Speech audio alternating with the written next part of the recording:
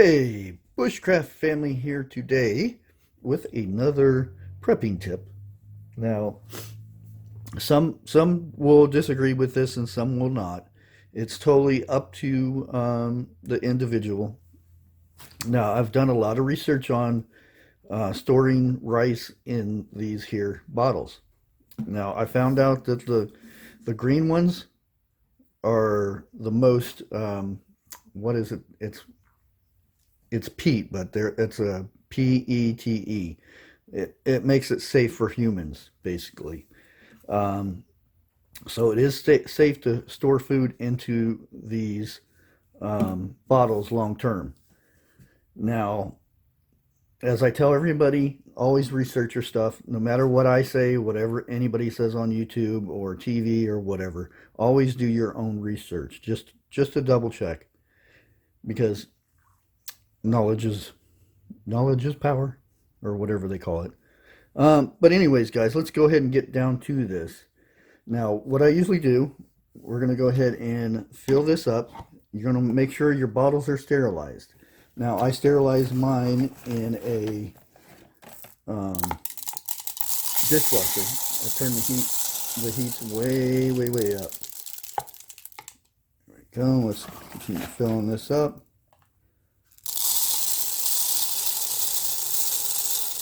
Usually what I do is I'll fill a bunch of these up at the same time, and then I put the oxygen absorbers in last. So we'll get it about right there.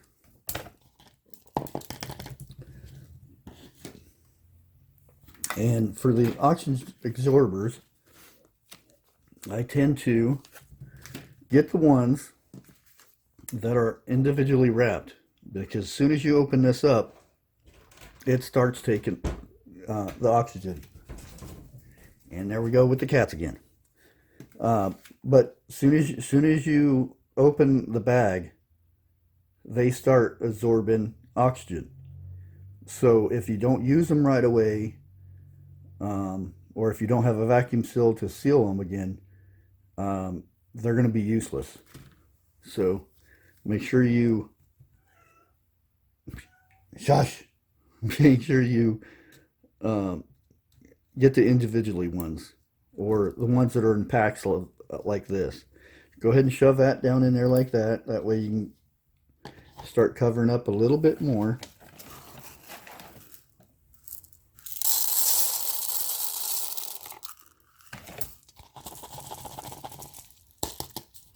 There we go.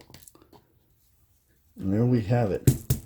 Next thing you want to do, sorry about the banging on the sound, but I've got to put that in there.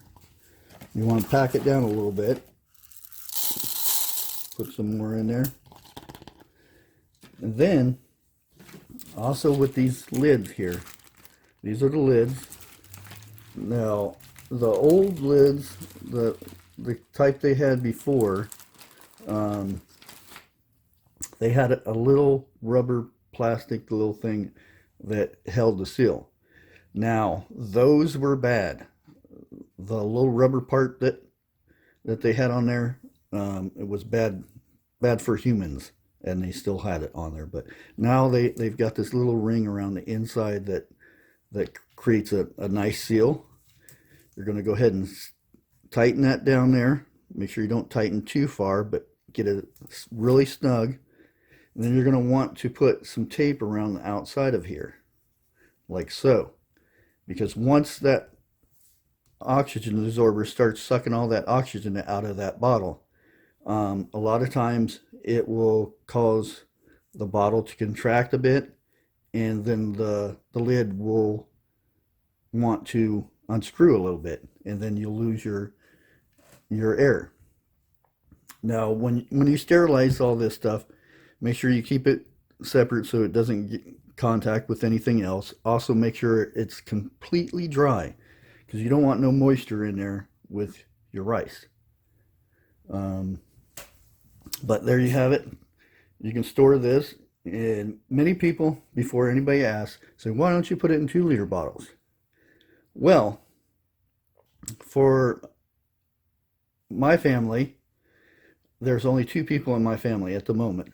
So that means uh, opening a big bottle, a 2 liter bottle, we'd have to consume that within so long.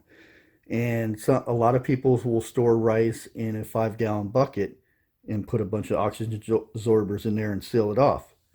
That's fine too. But the only problem with that is as soon as you open that up, it gets oxygen inside that container. And unless you're going to go ahead and put more oxygen absorbers back in there, um, you you have to eat that rice. And there's no way me and my son's going to eat that much rice in that unless we have like rice like 3 times a day or something like that. But I have too many preps just to eat rice. I'm sorry, but I'd get sick of rice eventually. But yep, guys, this is a nice way for you to store a bunch of rice and basically individually stored containers so that you're not wasting a bunch of oxygen absorbers or whatnot. And it's real simple to do. Just pour them in there, get the oxygen absorbers. I think the worst part was just getting the things dried. But there you have it, guys.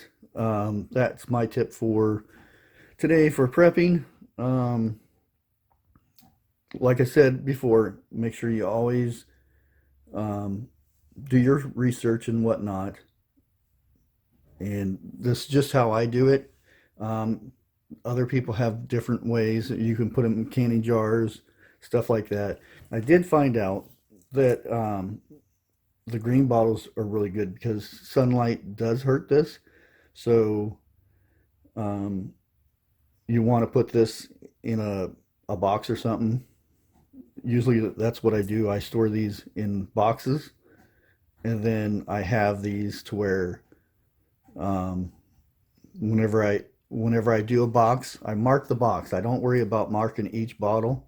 I mark the whole box, saying the date on it. That way, I know that whole box is a certain date. When's the last time whenever I did these bottles up. So that's another tip. Instead of marking each and every bottle, just mark the box that you put it in because you want it in a dark place. But other than that, guys, that's all we're going to do for today. Let's go ahead and do my shout out for um, my video shout out for the month. I'm almost done for the month, so I'll have to come up with something else for next month for February.